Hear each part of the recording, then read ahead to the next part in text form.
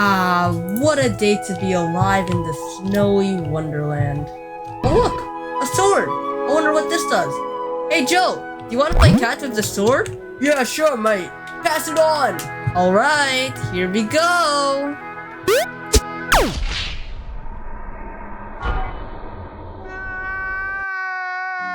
Welcome back to another devlog of your favorite fast-paced indie multiplayer game, Ninja Tag.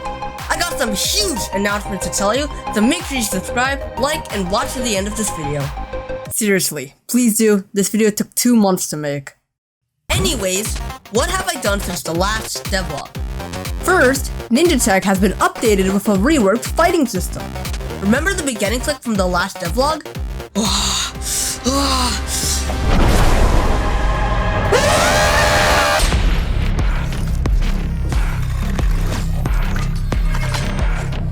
Before, these ninjas yeeted each other by swinging the sword.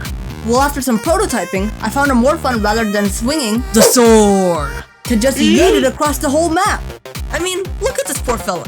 He's just minding his business and then all of a sudden he just gets decimated. On a serious note, this change adds more spice to the gameplay and more skill required to beat your opponent. Having throwable projectiles in general is fun to play around with.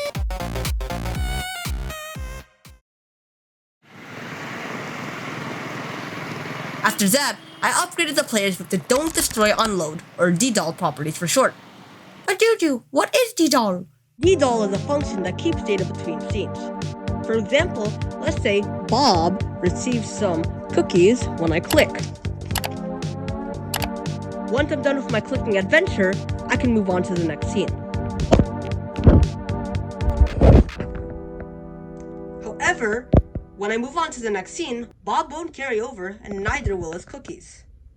When we apply some Don't Destroy Unload magic to him though, he can move from scene to scene with his cookies. Good job, Bob. Now the reason I needed to switch was that before, on each scene, you would have to spawn your player in by clicking any button on your device. Without being too complicated, this means you would sometimes be the blue player while other times you would be red. Now that the players carry over, this spawning can be skipped over and you can keep your color. The next thing I did was make the game compatible with 4 players. Before, what would happen was that when a player gets yeeted, the game would move on to the next level. This wasn't what I wanted. Rather than the game moving on when somebody dies, I wanted the game to move on when only 1 player remains. So I reworked the level system and everything worked perfectly. Said nobody ever, why did this always happen to me? So I ended up spending 6 hours figuring out why the heck this leveling system would work, only to realize that these 2 variables that equal to each other were in the wrong order. It's always the tiniest, most minuscule errors that make you lose your gosh dang mind. Well, that's game dev for you folks. Along with this new compatibility, I also added a player select screen. At first, I thought this would take a lot of time and headaches to implement, but then I remembered a genius idea I saw. Hey, that's a nice looking room you got there. Thanks, I made it myself.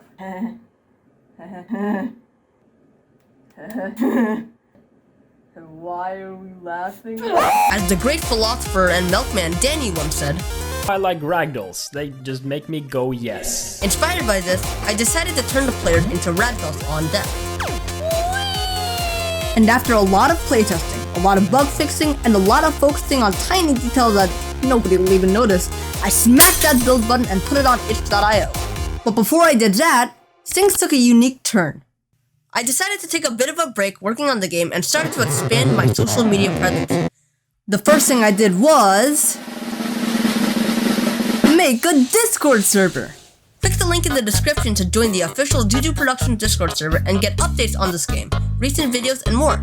Chill with other game devs alike, show off your creation, and together we'll build an amazing community. How did I make the Discord server? Well...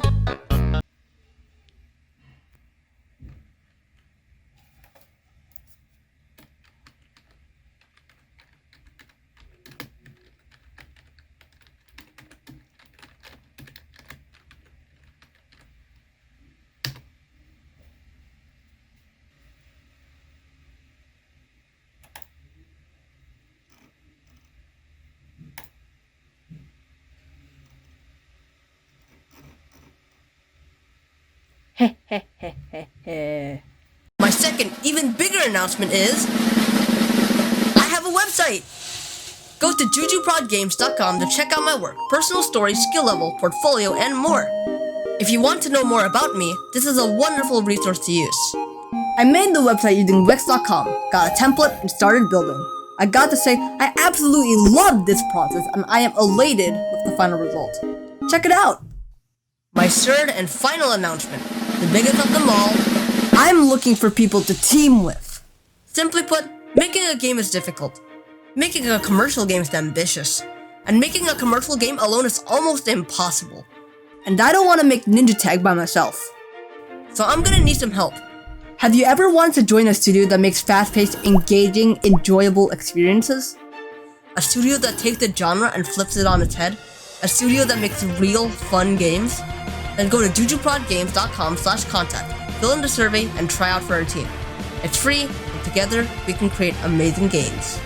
Just as a heads up, if you do want to join, you need to have at least 1.5 years of experience in your specific field, a portfolio, and a resume I can see. Anyways, that's all I got for you guys. If you like this video, make sure you drop a comment and subscribe. It's free, you can always unsubscribe, and best of all, it's an awesome way to grow our community. You can also join our growing Discord server. I'm pretty active there, and you can find minor updates from me about pretty much anything. Thank you guys for watching. See ya. Bye!